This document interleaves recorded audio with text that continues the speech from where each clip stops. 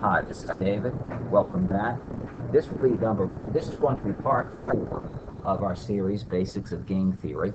And in this section, we're going to talk about adjusting to our opponent's bluff size. Okay. Now, we're primarily talking about the defensive side of game theory. We know that on the offensive side, when making a bluff, if we want to bluff optimally, we arrange it so that the ratio of our value bets to bluffs is exactly the same as the pot odds we offer our opponent to call. Now, the reverse side of that, now more on defense. For the optimal defense, we look at the odds that our opponent would be getting on a bluff. We determine how frequently he wants you to fold in order to cross the 0 EV threshold. That's his break-even point. He wants you to fold more than our EV threshold. So what we do to defend ourselves is we call that exact amount. Call the exact amount needed to meet this threshold but not exceed it to not deny him profit on bluffs. Now, we'll go back to our little game we were using. This is this little one-card poker game where they each ante $1. Player 1 draws one of these 4. Player 2 gets the jack. And player 1 has the option of betting $2 or folding. And player 2 has the only options that he has are either calling or folding. Now, suppose we're the player 2. We're dealt the jack. It's our turn to be dealt the jack. When player 2 bluffs at this pot, $2, he's getting 1-to-1 on his bluff. He's betting 1 to win money. In order to reach the break-even threshold, betting 1-to-1, he needs us to fold more than 50% of the time. So, our optimal defense is simply going to be to call 50%. Okay? And we could do this randomly. We can toss a coin, call 50%, fold 50%, and he won't be able to make a profit. But in this video, what we're going to talk about is when we're not playing a limit game or a pot limit game. Suppose player 1 didn't have to just bet $2. Suppose he could bet $10 at this $2 pot, or $100 at this $2 pot. Well, the thing is, when we're playing against a good opponent who's mixing things up well, we're not really looking to call simply for the purpose of picking off bluffs, because we know he's not bluffing frequently and forced to do that. But we do need to be concerned that he's going to be running us over. If we're always folding, he's going to be bluffing more frequently, giving us more tough decisions. So what do we do when all we have is this jack and he makes very big bets? Like he bets $4 at that $2 pot, or $6, or $10, or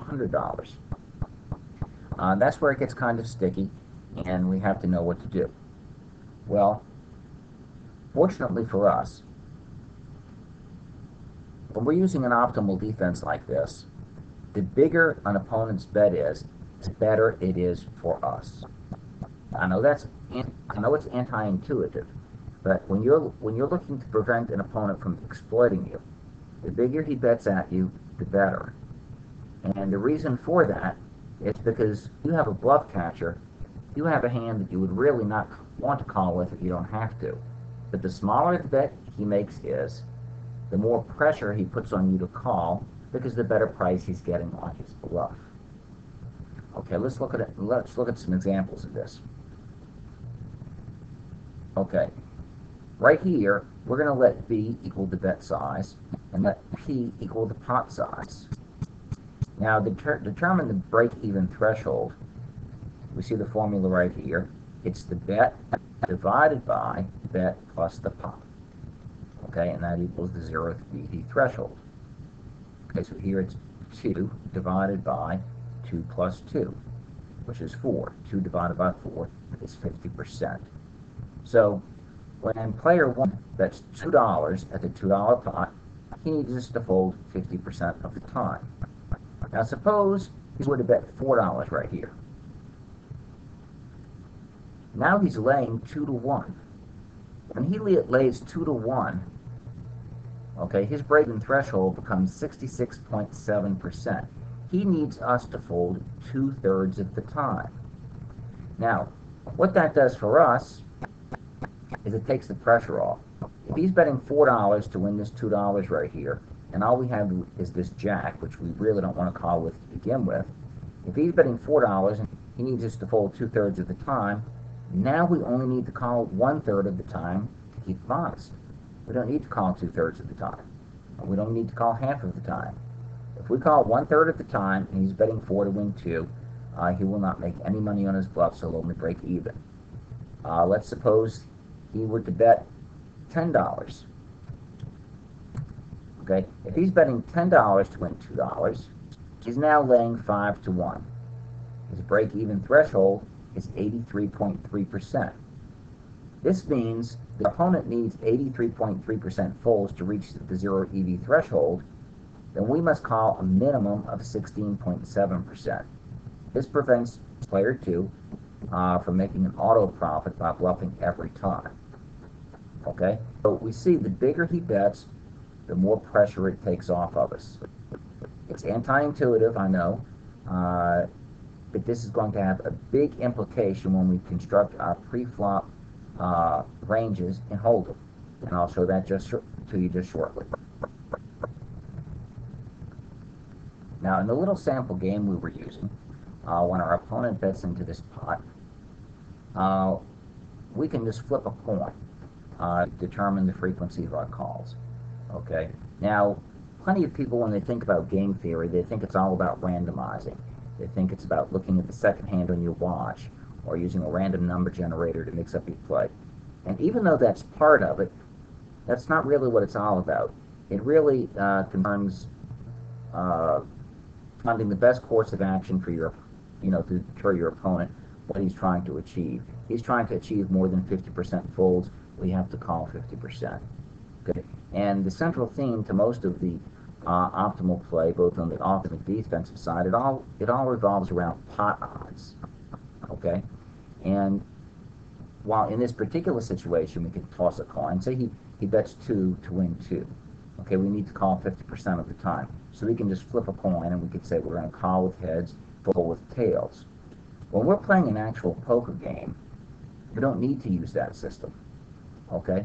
Now, what we showed right here, suppose on bet 6. He's laying 3 to 1. Okay? His break-even threshold is 75%. This means that we only need to call 25% of the time to keep him from making money. Now, suppose this were a Hold'em game, okay, and you're constructing your range of hands pre-flop that you're going to open with, and you think that your opponent may raise you to 3x, okay? It would be exactly the same here, okay? If, let's say that you open, pretend for an instance that there's no blinds in this game, but you put $2 into the pot, and now your opponent has raised to $6. He's laying 3 to win 1, or you've opened for 25 and he's raised it to 75. Okay? We need to call a minimum of 25% time to keep him from making an auto profit. And what that essentially means is, out of our whole total range of hands that we've opened with, 25 of them have to be able to stand up to this raise. We don't have to use a randomizer. Okay, suppose he was making a min raise and he was raising us, we bet 2 and he raises to 4. Okay? We must call a minimum of 33.3% of the time. All this means is that that's the frequency that we have to continue. We don't have to flip a coin. What we can do is we can take our total range of hands and call with the 33% of the hands that are the strongest, and fold the other 2/3 of the hands. Okay? And that way our frequencies work out perfectly. And we're using this optimal play to construct the ranges. And I'm going to go ahead and end this video right now. I don't know if we're going to run over 10 minutes already. And I'll try to put together some visual presentations for constructing some Hold'em flop plans.